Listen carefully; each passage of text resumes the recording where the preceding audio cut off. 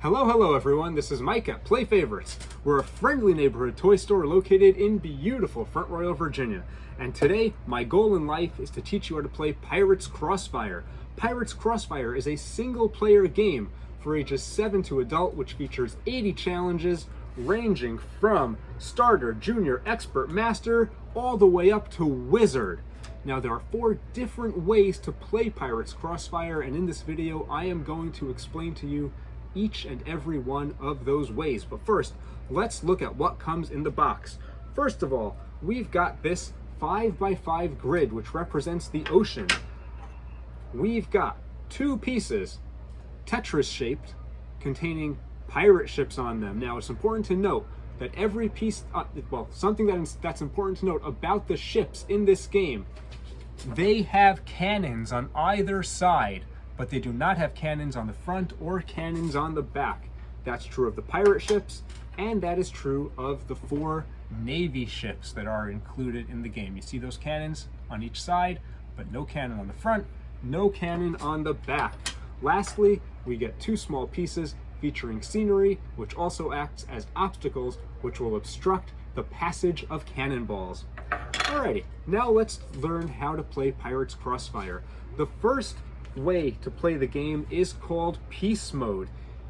In Peace Mode, we are trying to arrange all of the pieces, but that's not why it's called Peace Mode, on the board, the pirate ships and the Navy ships, so that none of these ships are firing at each other. What does that mean? Well, that means that no pirate ship and no Navy ship has cannons facing one another.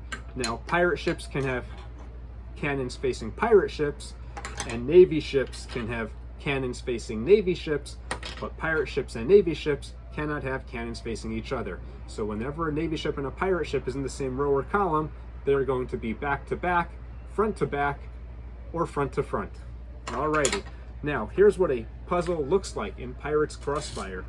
You're going to see, let's look at puzzle number 1, right there where my pointer finger is.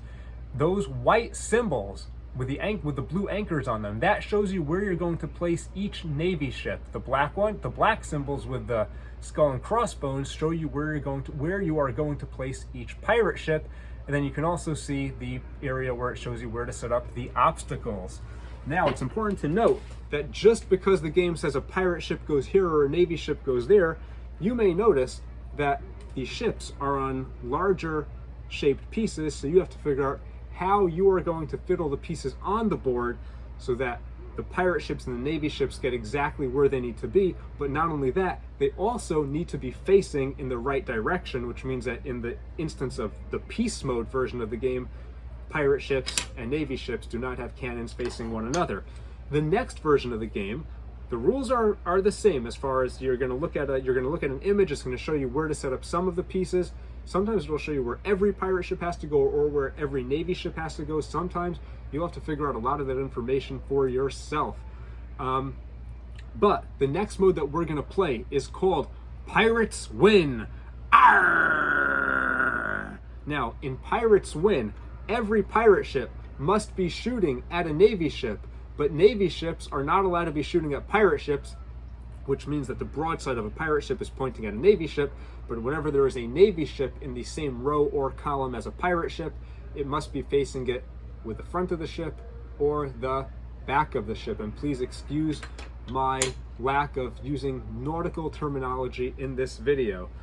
The next version of the game that you play is the same as Pirates Win, but unfortunately, the Navy wins in this version of the game, which means that the Navy has to have its cannons facing pirate ships so that all the pirate ships get sunk, but pirate ships are not allowed to have their cannons pointing at any Navy ships. The last version of the game, which is of course the best version of the game, is called All Out War. In All Out War, you have to arrange the pieces. Well, you start once again by following the directions. It's called Total War actually. So this is a really hard puzzle here. This is a master puzzle. Right there where my finger is pointing, over yonder, the challenge shows you where to set up the obstacles, and it shows you where to set up a single pirate ship. Based on that information that you have, there is one and only one way to arrange the rest of the pieces on the game board so that every pirate ship and every Navy ship has their cannons facing each other so that they all get sunk. And that is total war. All the pirate ships, all the Navy ships, all of their cannons facing each other, all doing battle. So some of these puzzles are really easy. They get progressively more difficult as they go.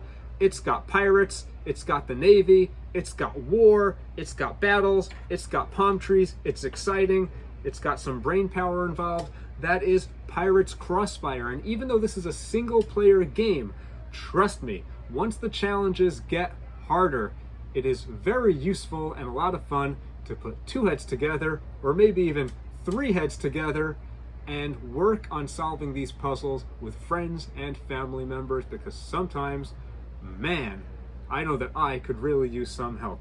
This is Mike at Play Favorites. This is Pirates Crossfire. Thank you very much for watching, and have a wonderful day. Aaaarrrrgghhh.